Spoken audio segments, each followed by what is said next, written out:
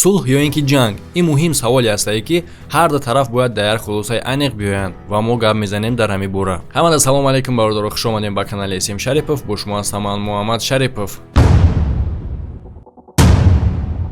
ва ба дӯстдорои ҷангувару бозингаро гуфтанем ки дар комментарияи видео ссилка закрепиш дегае ки ба ёрдами як ссилка шумо метавонед бигзарен регистратсия кунед дар сайт ва дар буруди ҷангувару бозингаро сум кор кунед. Ба ссилкаи дар комментария буда бигзарен регистратсия кунед ва фаромӯш накунед дар вақти полни регистратсия кардан промокоди канала истифода барен ва то 6500 рубла бонус ба даст бигирен. Ссилка барои регистратсия ва промокод барои бонус ба даст гирифтан дар комментария закрепиш дегае.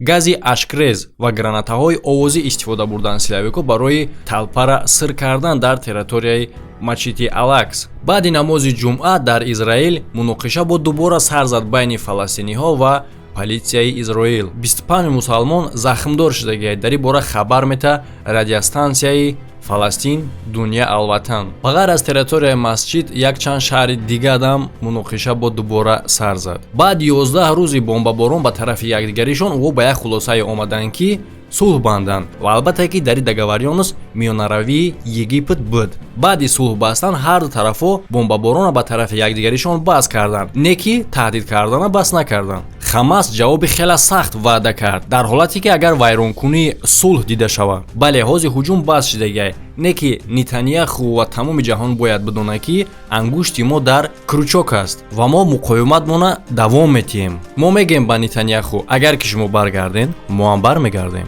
Талабот фаҳмоай, фаластиниҳо ҳифз мекунанд мачити Алякса аз ҳуҷуму рафтори бад. Дар бораи райони Шейхҷарах одаморо аз хонаҳошон баровардан мумкин нест. ин барои мо хати сирхай. Премьер Биньямин Нетаньяху гуфт ки тавонист ки дар ҳолати зарари кам ба худаш зарари хеле ҳам ҷиддӣ бирасонад дар ҷангуварои группировкаи фаластиниҳо. ва ишам қайд кард ки агар ки дар кор мешид фармон медод дар бораи қушуноҳои хушки гард ба тарафи сектори газ. Давоми 11 шабонарӯз зарбаи хеле ҳам сахти ҷиддӣ ба тарафи сектори газ тамоми кора тағйир дод. мо маҷбур кардем Хамасаки барои кори кардагишон ҷавоб гӯянд. Израил километрҳо туннелҳои Хамаса вайрон кард. Бункер ва команди пунктҳоро ҳам вайрон кардем. Яъне ки террористҳо дигар наметавонанд дар ягон ҷо пинҳон шаванд. баъди эълони сулҳ дар территорияи сектори газ дар Фаластин ин кора ҷашн гирифтанд. тамошо мекунем ки ин кор чӣ хел рух дод.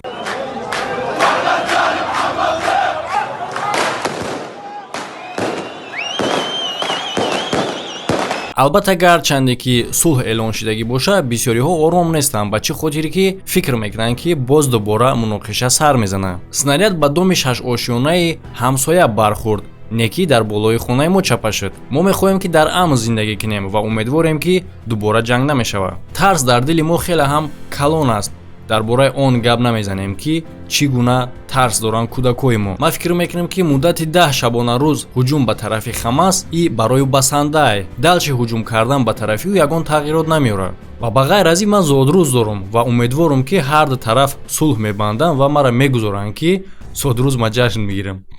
ҳама дар бораи ҷанг думад кесаи дар бораи зодрӯзуш. 1500 ҳадафа ҳуҷум кард Израил дар давоми 11 рӯз ба тарафи сектори газ. 230 одам мурданд ва 6500 одам ҷароҳатҳои вазнини ҷисмонӣ гирифтанд. армияи оборонаи Израил эълон кард дар бораи марги 25 аъзои группировкаи Хамас ки дар мақоми баланд буданд. тақрибан 4000 ракета сар дода шудагиа аз тарафи сектори газ.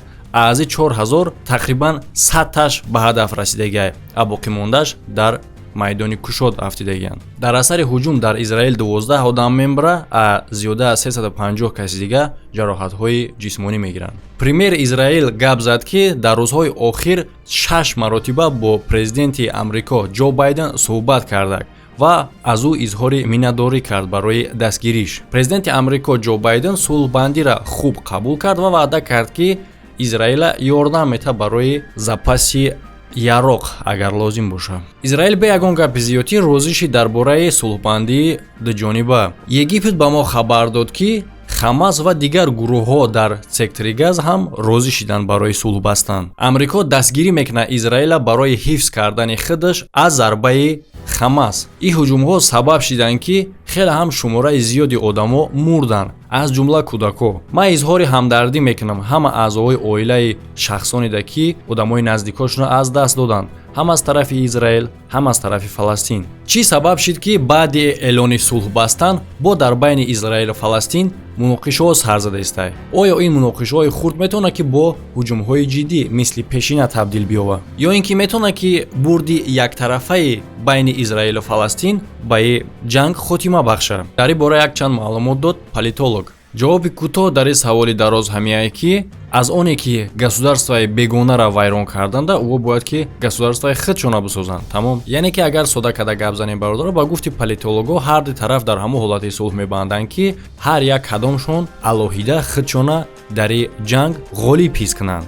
бале баъди сулҳ бастан группировкаи Хамас худша дар ин кор ғолиб ҳисоб кардагиай. Не ки дар асл бародаро агар аз 4000 ракета ҳам сар додагӣ бошад ба тарафи Израил, аз ин 4000 ракета тақрибан 100 таю ба ҳадаф расидагиай остальниша гардонданд. баъзеш ба худи сектори газафтид ва бисёриёша железни купол гардонд. а дар бораи талафот бошад, талафотам хеле ҳам зиёд буд. дар болои ҳамаи кор Хамас ба як хотир худша ғолиб ҳис мекунад дар ин кор, ба чӣ хотире ки сардори гурӯҳ зиндае. ва дар охир бародаро ҳамин корро қайд карданем ки чӣ дар ҳамаи видеома мегӯм ҷангда победител ё ин ки проигравши намешавад. аз чӣ хотире ки шумо бинед ки группировкаи Хамас гарчанде ки худша победител меҳисобад аз хотире ки сардори гурӯҳ зиндае, не ки иша аҳамият наметиҳад ки чӣ қадар одам дар инҷа мурд. аз ҳамин хотир ҳама вақт мо тарафдори сулҳем. аз ҳама победаи зури зур, аз ҳама бурди зури зур и сулҳай, яъне ки накардани ҷанг. ва бародар дар охир гуфтанем ки касе ки дарак надора, мо канали нав дорем. бисёр видеое ки дар ин канал намешава, албатта ки ӯҳо шидестае, не ки дар дигар канал.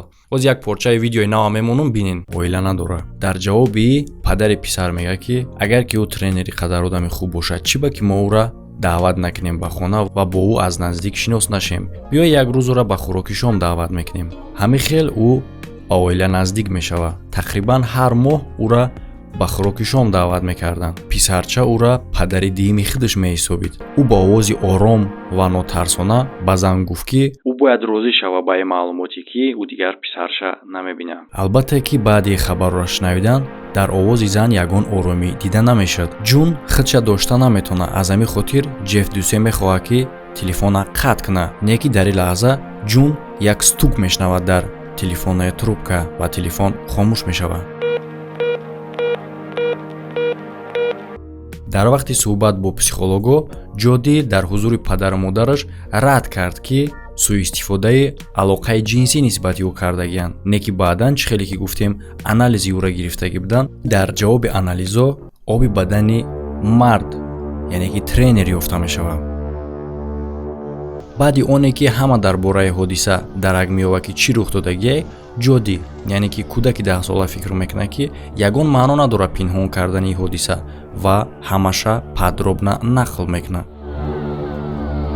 бародаро, аз ҳаминҷа мегӯм, агар ки ягон касе ки психикаш ӯ қадар хуб нестай, илтимос тамошо накунем, барое ки дағжи ҳолат хеле ҳам даҳшатнокае. ҳар одам тоқат намекунад. пурраи ин видеоро бародаро дар канали SM Шарипови нав мебинед. ссилкаи канал дар описанияи видео ва дар подсказкаи болои экран ҳастай. ин ҳамин кружоки дестен, ҳаминҷа метавонем бидроен ба канали нав обуна шавен. ҳамада хайр то видеоҳои оянда.